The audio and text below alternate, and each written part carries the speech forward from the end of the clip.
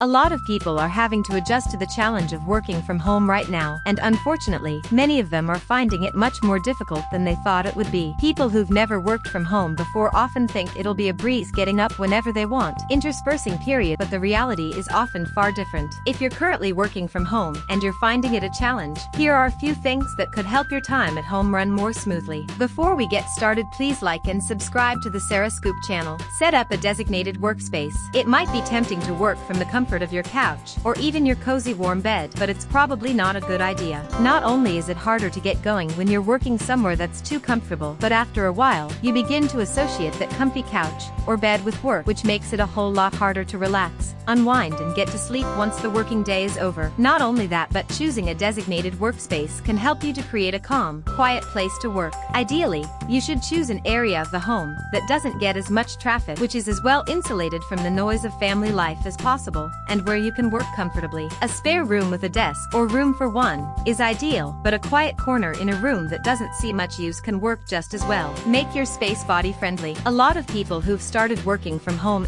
reporting a lot more aches and pains than usual. This is not surprising, because most of us don't have homes that are set up for working, which means that our desk chairs may not be as supportive as we need, or the position of our computer might cause a strain on our necks. So, if you are still able to shop, buying an ergonomic desk and chair could be a good idea. If that isn't possible, you're going to need to improvise. You can do this by using your kitchen countertops as a standing desk to give your back a break, using cushions to get the right height at your desk, or placing your monitor on a stack of books so that you don't have to crane your neck to do your work. For example, anything you can do to make yourself more comfortable will help to make the transition to home go much more smoothly. Ensure you have the best tools. Working from home means you do not have the same access to your company's infrastructure as you would in the office. This can make working efficiently much more difficult, so it's always a good idea to do whatever you can to gather the best tools for your work. This could mean researching the best internet providers and switching your broadband connection to them, calling your cell phone provider to add extra data to your plan, investing in a higher-powered laptop, or simply installing apps like Zoom and Slack, which make communicating with your team so much easier than it is to use a phone. The tools you need will depend on the work you do and what your company is providing, so you will need to figure this out for yourself, but make sure you do, because it will make your life so much easier to manage. Stick to a routine. It's so easy to get distracted by the cat being cute, the latest addictive show on Netflix,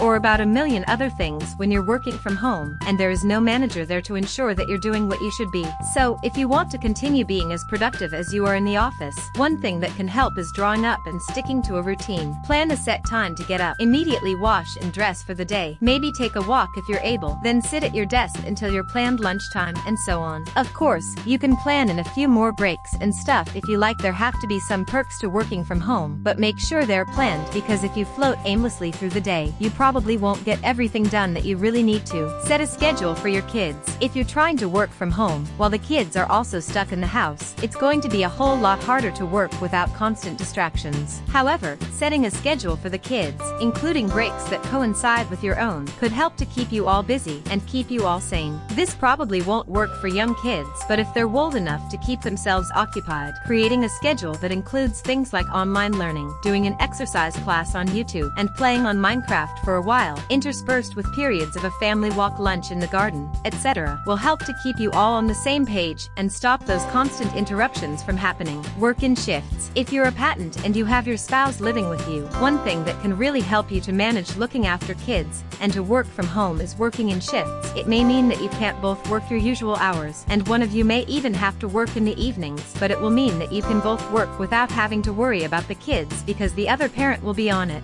Chances are you'll be able to work more efficiently this day, so you could actually end up working fewer hours by arranging your schedules to be complementary. Communicate daily. A lot of people find the steep drop in interaction from being in the office to working alone at home hard to take, even when they have their family around them. If you're feeling a bit lonely, try ramping up the level of communication you have with your workmates. Thanks to apps like Skype and Zoom, it has never been easier to connect with your workmates to discuss issues you're having, brainstorm ideas, or just have a quick chat to see how you're all doing. It'll help you all to stay positive and ensure that your work continues to be completed as efficiently as it ever was in the office. Put the computer down. When you work from home, it is so easy to keep working long past you would have done in the office. It's admirable that you take tour work so seriously and that you're so willing to go the extra mile, but it probably isn't a good idea. You'll get stressed and burn out far faster if you spend all of your time at home working, and that won't be good for you or your family. So, set a finish time and switch off your computer. Stop responding to work emails, and take more time for you. Don't expect perfection. The fact is, if you are not used to working from home, and you are only doing so as a temporary measure, you cannot expect everything to be perfect right off the bat. Chances are you don't have the ideal setup, nor were you fully prepared for the transition. So do your best, but don't sweat it if it takes you longer to finish that report or you make more mistakes than usual. Go easy on yourself, and you'll find the whole process far less stressful. Make time for self-care. It's not easy being stuck indoors for most of the day, which is why it's important for anyone working from home to make time for their own self-care. Whether you meditate for 20 minutes each morning and evening, end the day with a hot bubble bath, or take regular breaks to watch the birds in the garden, anything you can do to make time for yourself will help you to get through this difficult time a whole lot easier. You should never feel guilty about looking after yourself, especially now, when everything has been turned upside down, and the future is more uncertain than it has been in a long time. Working from home when you're new to it can be a big adjustment. It can present you with a lot more challenges than you'd encounter in the office too. That being said, it can be a lot of fun. You don't have to worry about a long commute, or the annoying office politics for a start, and as long as you do what you can to prepare yourself for the experience, there is no reason why you should not be able to get through it while keeping your head. Thank you for watching. Please leave a comment below and share your thoughts. And for more of the scoop on your favorite things, visit sarahscoop.com.